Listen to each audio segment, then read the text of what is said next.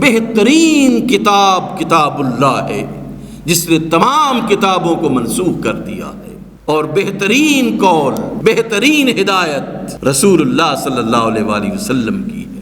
سیدنا جابر رضی اللہ تعالیٰ عنہ روایت فرماتے ہیں، قال رسول اللہ صلی اللہ علیہ وآلہ وسلم، اللہ کے رسول صلی اللہ علیہ وآلہ وسلم نے ارشاد فرمایا، فإن خیر الحدیث کتاب اللہ، سرکار نے فرمایا بہترین کلام اللہ کا کلام ہے، فإن خیر الحدیث کتاب اللہ، کہ بہترین کلام اللہ کا کلام ہے، وخیر الہدی ہدی محمد صلی اللہ علیہ وآلہ وسلم، اور بہترین سیرت محمد الرسول اللہ کی سیرت ہے۔ حضرت جابر بن عبداللہ انصاری رضی اللہ تعالیٰ عنہ روایت کرتے ہیں، خود رسالت مآب صلی اللہ علیہ وآلہ وسلم نے ارشاد فرمایا کہ فإن خیر الحدیث کتاب اللہ، بہترین کلام، کلاموں میں بہترین کلام، کلاموں کا بادشاہ کلام، کلاموں کا حکمران کلام، جس کے مقابلے میں سب کلام خاموش ہیں، جس کے مقابلے میں دیگر کلاموں کی کوئی حیثیت نہیں ہے۔ فإن خیر الکلام کلام اللہ، یہ وہ کلام ہے کہ جو بہترین کلام ہے، اپنی زبان میں، عربی زبان میں اس جیسا کلام کوئی نہیں ہے۔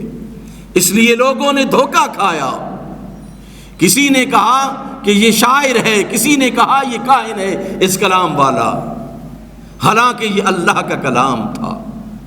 بڑے بڑے شعراء پیدا ہوئے، فصیح اللسان شعراء عرب کے، سب جو ہے وہ اس کے سامنے جو ہے وہ مغلوب نظر آتے ہیں، اس کے سامنے سب مغلوب تھے، کسی نے جرت نہیں کی، اگر جرت کی ہے تو وہ کامیاب بھی نہیں ہوا۔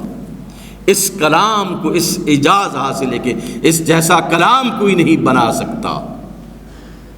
یہ کتنی بڑی نعمت ہے ہم مسلمانوں کے لیے، جس کو ہم مسلسل نظر انداز کر رہے ہیں، جس کو مسلسل ہم درخوئے اطلاع نہیں سمجھتے۔ عربوں کا کلام، عرب خود اپنے آپ کو بہت پڑھا لکھا اور بہت فصیح اللسان کہتے تھے، اور ہیں بھی وہ فصیح اللسان۔ ان کی زبان کی جتنی فصاحت و بلاغت ہے اور کسی کی زبان میں نہیں ہے۔ ایک ایک چیز کے 10 نام رکھے ہوئے ہیں انہوں نے، اس کے مرحلہ وار نام رکھے ہوئے ہیں۔ ہم چاند کو چاند کہتے ہیں، انہوں نے 3-4 نام رکھے ہوئے ہیں، ہلال ہے، بدر ہے۔ ہمارے ہم تو صرف کھجور کہتے ہیں، انہوں نے کھجوروں کے کتنے نام رکھے ہوئے ہیں۔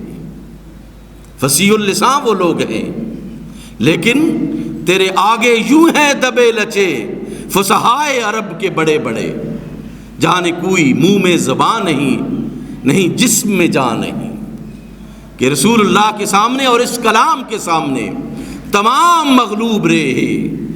ماسا، متنبی، بڑے بڑے شعراء، فرزدق، کتنے بڑے شعراء ہیں عرب کے سب جو ہے وہ اس کلام کے سامنے مغلوب نظر آتے ہیں۔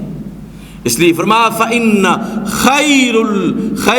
خیر الحدیث کتاب اللہ، سب سے اعلیٰ کلام کلام اللہ ہے، وخیر الہدی ہدی محمد صلی اللہ علیہ وآلہ وسلم، کہ بہترین سیرت جو اس کلام کی روشنی میں بنی ہے، قدم قدم پر اس کلام پر عمل کر کے عملی طور پر دکھایا جناب رسالت مآب صلی اللہ علیہ وآلہ وسلم نے۔